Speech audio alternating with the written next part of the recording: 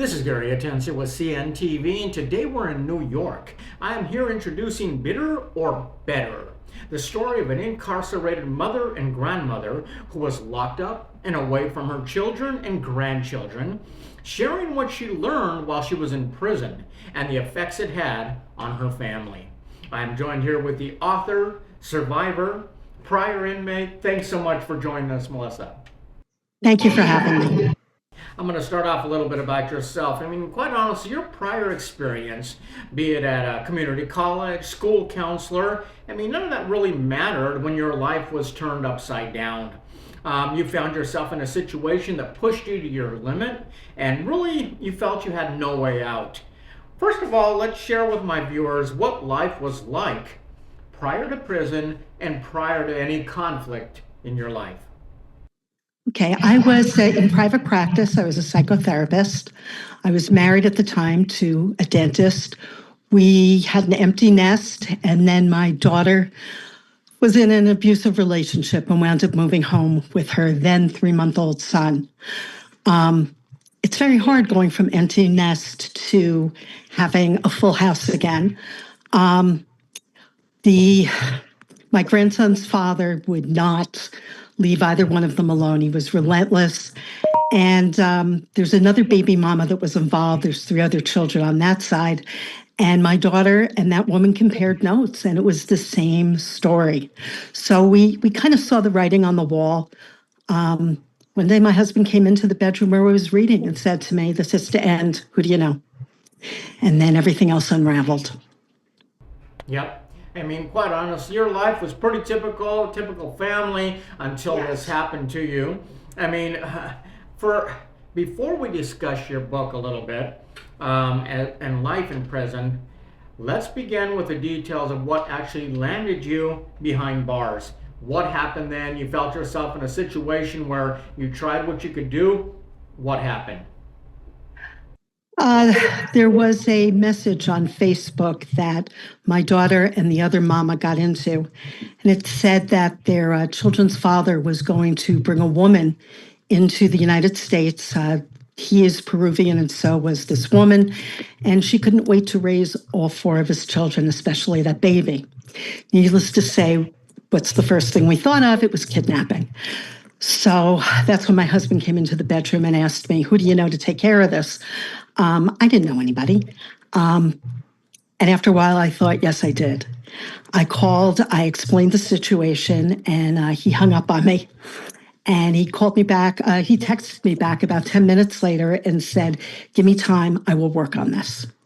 About 3 weeks later, I got a phone call from a man that I honestly thought was making an appointment for my private practice. It wasn't. He asked me if I could meet him. I wound up meeting him about an hour and a half later. It didn't occur to me all the red flags that were there, that he knew what car I was driving. He knew everything, but it didn't occur to me. The stress was unbelievable because all we could think about was our daughter and our grandson's safety. So I did meet him, and I told him the story, and he told me he would help me. I was recorded by a security truck, audio and visual. And 3 weeks later, after we had this first meeting, I met this man who wound up being a police detective, undercover police detective, in a Walmart parking lot at 7 a.m. in the morning, where I was arrested for the original charge was first-degree attempted murder, solicitation, and conspiracy. I wound up going to prison for second-degree attempted murder. Interesting. I mean, quite honestly, you were going through a tumultuous time in your life. Red flags were going off, but quite honestly, those red flags were probably small compared to what you were experiencing in your own home. Obviously not thinking straight. I mean, for those that are in prison, 94% are men, 6% are women. I mean, it's pretty rare for women. When you arrived in prison, did you feel like you had failed your family? I mean, explain what those first few weeks were like for you. I was terrified. And when I remanded in court, it was my grandson's 3rd birthday. I wanted something good to be remembered about the day. And I kept telling my family, I'm fine, I'm okay. I wouldn't let them see me cry. They brought me in back where they took off my ankle cuff and put me in handcuffs and shackles. And I went to the county jail up in my county. I think I was there 11 days before I was transported one night to Albion. And then the next day, we took a bus ride. It wound up taking almost 10 hours to Bedford Hills Women's Correctional Facility. Terror, it was almost like a sorority homecoming that so many of these women knew each other. And it was like welcoming them back. And I couldn't wrap my brain around no, no, no, no, no, you shouldn't be back here. So I didn't connect with anybody right away. You were brought up into a room there's no air conditioning for inmates, period. But it was very hot in September. And we were brought up to a room where the windows barely cranked open. There were 2 fans. The heat was it was exhausting. And you sit there and wait until you're classified are they going to keep you at the max facility, which is Bedford Hills? Are they going to put you across the street at the minimum medium, which is Taconic? Or are they going to send you back to Albion, which is the medium max facility for women? There's only 3 in the state of New York. I was terrified. Bedford Hills is where notorious, women are. And one day it occurred to me I was now one of them. And I didn't think I wanted to be friends with anybody, but then you start to realize you have to have some kind of alliance. You have to have somebody who has your back. And believe it or not, there were a lot of other women in a similar situation to myself. And those were the women I tended to gravitate towards. It was not easy. I think I spent the first year probably crying every single day. And the women were kind to me. Some women even went so far as to cook for me until I belonged to a little cooking group, which I refer to as the cartel. And I would bring my food that was sent in, because you're allowed 35 pounds of food a month sent in. I would give my food to them, and they would make sure I had one decent meal a day. And like I said, they had my back. You have to remember that you're still dealing with a criminal mentality for some of these people. So trust does become an issue, and trust is easily broken in that type of situation. But I went in very scared but stoic. I didn't want my family or friends to know that I was terrified. And I also didn't think I'd be coming out alive. Yeah. I mean, you were really dropped into a private members only club. All these people seem to know each other, and you didn't want to be part of that group, but here you were. I mean, let's face it, prison is a scary place. I mean, it's isolated, and your trust of anyone had to be near zero, like you said. You did eventually let down your guard with fellow inmates. Did that seem to help in your journey? It did. And when I realized I had something that was better than a physical fighting ability, I had my education. So I was able to help women get through college to earn 24 credits so that they could get out early, or the women who couldn't speak English but still had to be able to take their GED in English, women who had problems, understanding basic math, understanding a knitting pattern. The joke is I went to the Taconic School of Knitting for 6 months. I learned how to knit in prison. And even understanding a pattern, if you're not literate, that makes it difficult. There were women who wanted to write to their children, and they couldn't because they were illiterate. So they fall through the cracks very often, even in prison, not just, in the public arena. So I was able to use what I had to really help other people, but it also kept me safe. Interesting. I mean, many folks fall through the cracks. They're not even treated like folks, like you say. It's a very interesting system. For those on the outside, I mean, life goes on. Pictures of family living life. What you call your wall of shame. Did those images help you or hinder you, would you say, when you were separated? It helped me because it made me realize just how many people care about me and how often, my family would visit, friends would visit. But in the same breath, I did not realize the I'm really taking someone else's words, but it's the hidden sentence that my family was going through. Um, I was able to eliminate a lot of the stressors from the outside while being incarcerated. Yes, I had a lot of stress in dealing with custody care and control, but I didn't have to deal with, paying a mortgage or an electric bill or putting food on the table. And my family still had to do that. My daughter and my grandson wound up moving out, and this was all very real stress they had to endure. And not realizing it, when I would call and say, "Hey, do you think you could find me, some purple yarn?" I didn't realize that in of itself could be a hardship. It's, "Hey, I'm in prison, you're not." And it isn't until you get out that you realize you weren't the only one serving time. I mean, so We all were. although you suffered behind those walls, you felt like your friends and family on the outside suffered just as much. I mean, in ways that were not even known to you probably until you got back out again and came to the realization that, hey, they're trying to just make it in life right here, and here I am putting demands on them. Was that kind of a hard realization for you? Yeah, a lot of guilt was involved. I felt that I took the punishment, but it wasn't just me who was punished.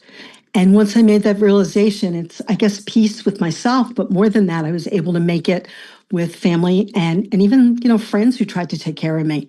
That you Yep. don't realize what you put on them because you're so limited in resources that you count on that outside Yep. help. Interesting. I mean, let's begin with the bitter. Who were you mad at? Initially, did you feel justified in taking the illegal action that you did? And how do you judge yourself today? Well, when I never felt justified, my now ex-husband, I need to say, was he did a couple of infidelities, let's say. And when he came to me asking if I knew anyone to help, in some warped way, I actually believed that if I showed my loyalty, he would look at me and say, "What am I doing with these other women? I should be with her. Look what she's willing to do for the family."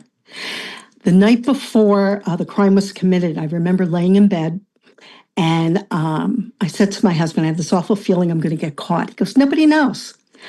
And I said, "But I still have this feeling I'm going to get caught. And if I do, I'm not taking you or my father down." My father gave me the money. And I kept true to my word until I got out. There was no reason for anyone else to be punished that way.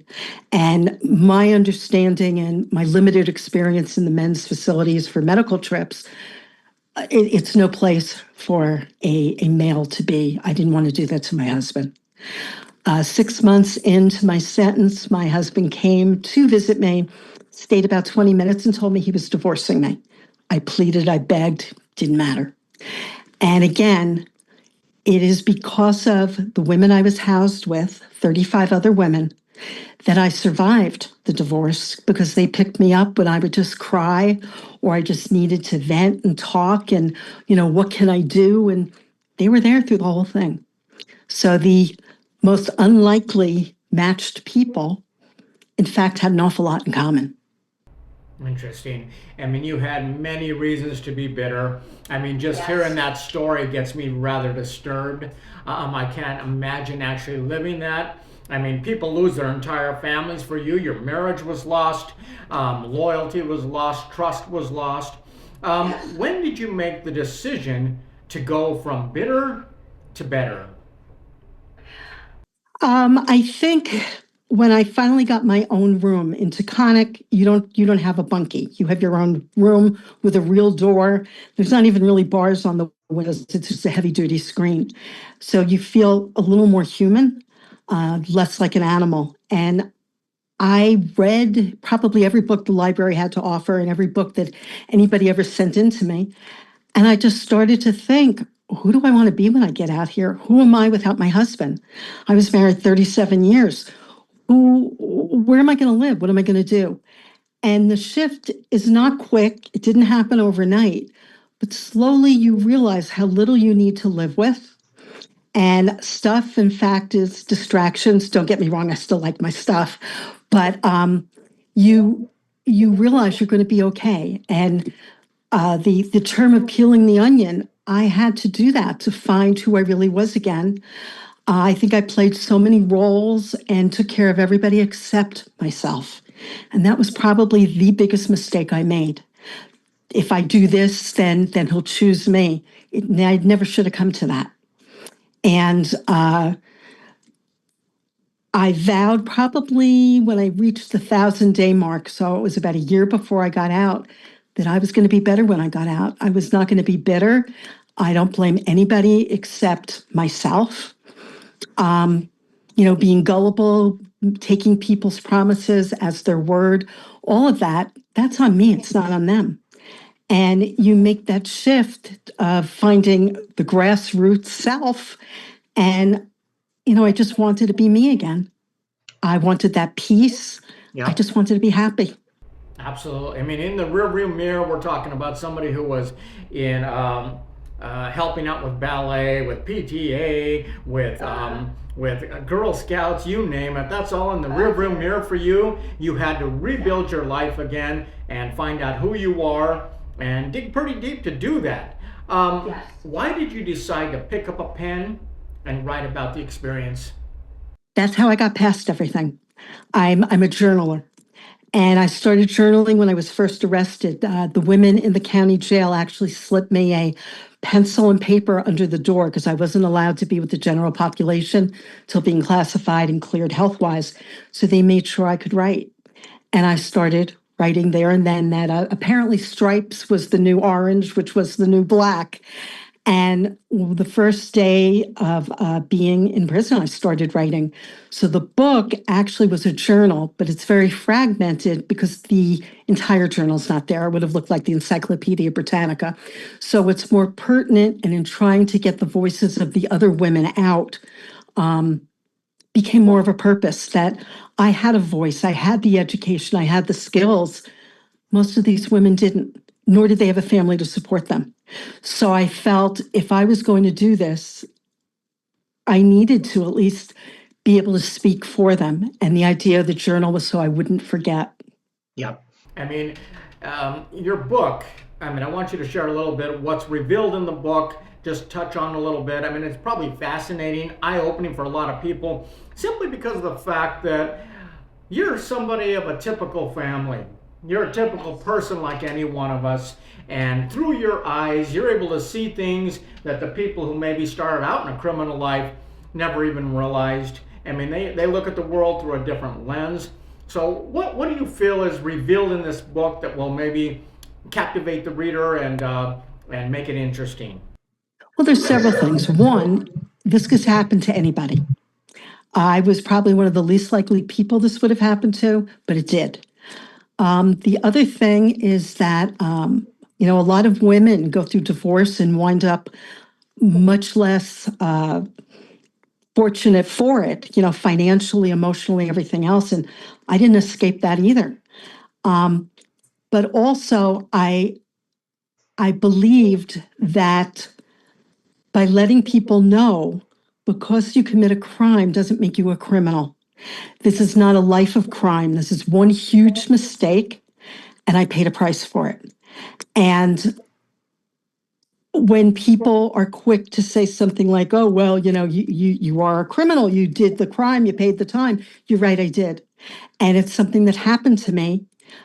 I accepted my punishment. I pleaded guilty right away. I tried, I didn't cost anybody a whole lot of money except, what we paid for in lawyers, but I accepted a plea. I did not go to trial. I thought that I deserved everything I got, that what I did was heinous, and I deserved going to prison. In hindsight, it would have been better served with community service, house arrest, doing something productive. And I say that because too many of the women were in the same boat. And our psychological community is in one area. Our justice system hasn't caught up with it yet. It's not just committing a crime. You need to look at what got you to commit that crime. The person who steals a loaf of bread for the challenge of stealing the bread versus the person who's stealing the bread because their family's hungry and they have no means.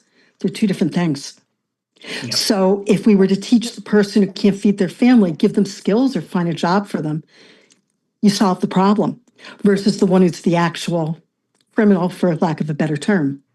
And I couldn't, I wish my voice to connect to the right people to start to make some of those changes.